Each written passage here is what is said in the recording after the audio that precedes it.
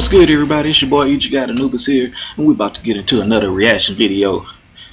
This time it's about the deep web. You haven't heard of it? You probably won't hear about it.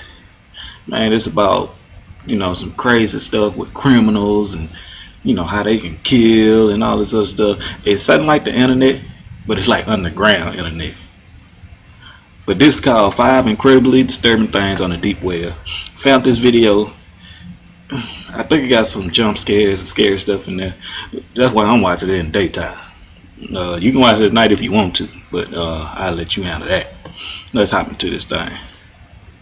The deep web is the part of the internet that cannot be accessed through standard search engines. It's accessed through Tor, which offered privacy to those who used it. However, this newfound privacy was quickly taken advantage of by criminals who could now conduct crimes over the internet in peace. The deep web became a hub that grew disturbing communities and websites. For that reason, I've compiled a list of just that. Before we begin though, I'd like to warn you that these disturbing stories feature very graphic imagery. I do my best to tone down the triggering material in most of these creepy videos because I'm not trying to put you in mental asylums here. But with the deep web, it was almost unavoidable. But if you're still here, sit back, relax, tape your webcams, and join me for 5 incredibly disturbing things on the deep web. Number 1. The Red Room. Someone working at a gas station details his experience with the deep web. He was given an onion link from a guy who often shopped there. He decided to browse the deep web, and after clicking countless hyperlinks, he stumbled upon what appeared to be a live stream.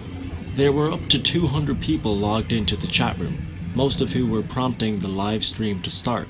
There was also a user that was highlighted, who appeared to be the director of the stream.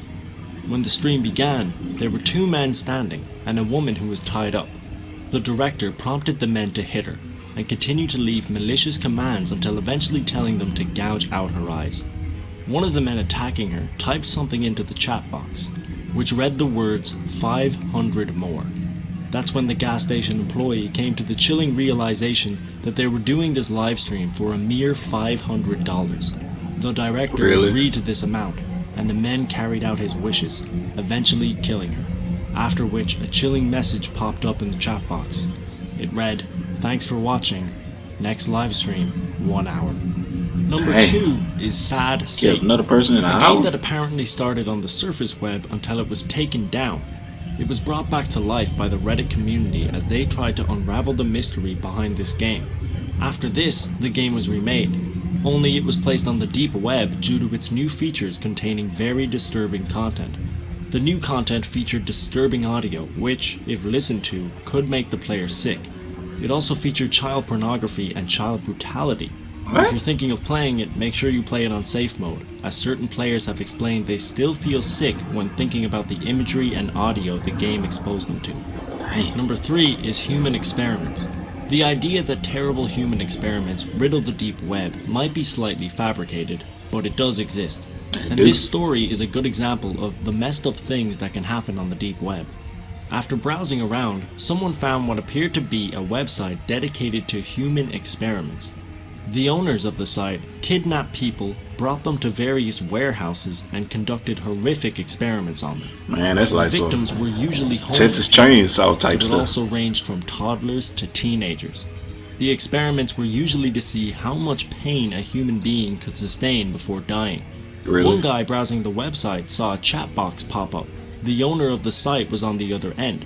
The guy was asked if he liked the site. When he said it was sick and he was going to call the cops, the owner responded quickly with the guy's name and his entire address.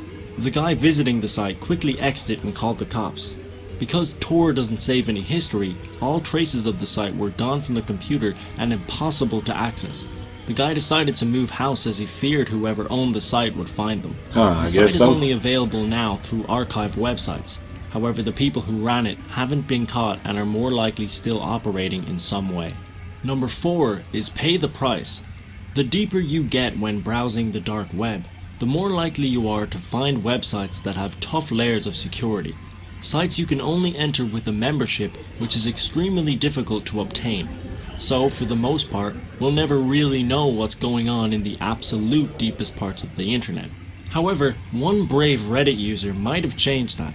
as they've been to the depths of the web and have come back to detail their experience. They began receiving information by talking to some shady individuals in various chat rooms.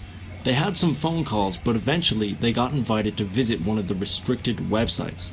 Before they were allowed to enter, they had to go through a number of tests and had to have a one-on-one Skype call with the admin. They eventually got in and found out it was a video sharing service that allowed people to upload videos and sell them to those interested. To merely be a member of the site, you had to pay the equivalent of $350 in Bitcoin. Even then, you still had to pay to watch the videos that were uploaded. The person who was visiting the website bought access to one of these videos and quickly found out why this website was so heavily secured. They were distributing snuff films.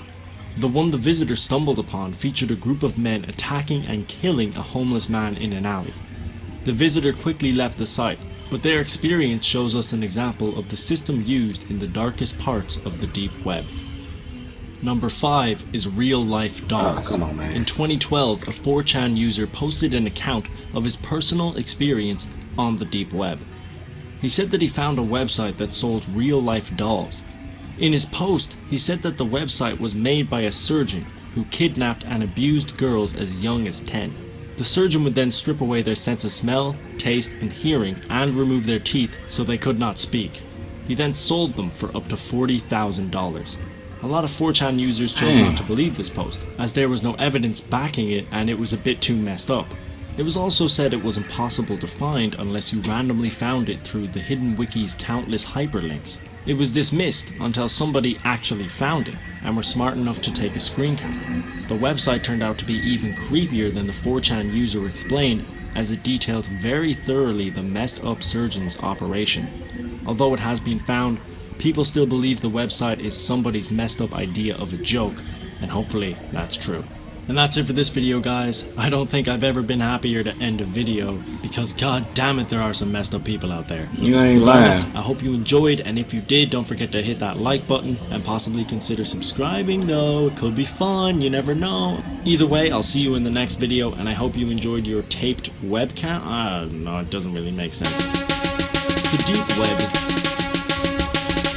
So that's it, everybody. That was deep web internet. You know, you see how crazy it is. We got some crazy people in this world. So with that being said, man, I'm out there, man. I don't know what else to say. That was crazy. I'm out.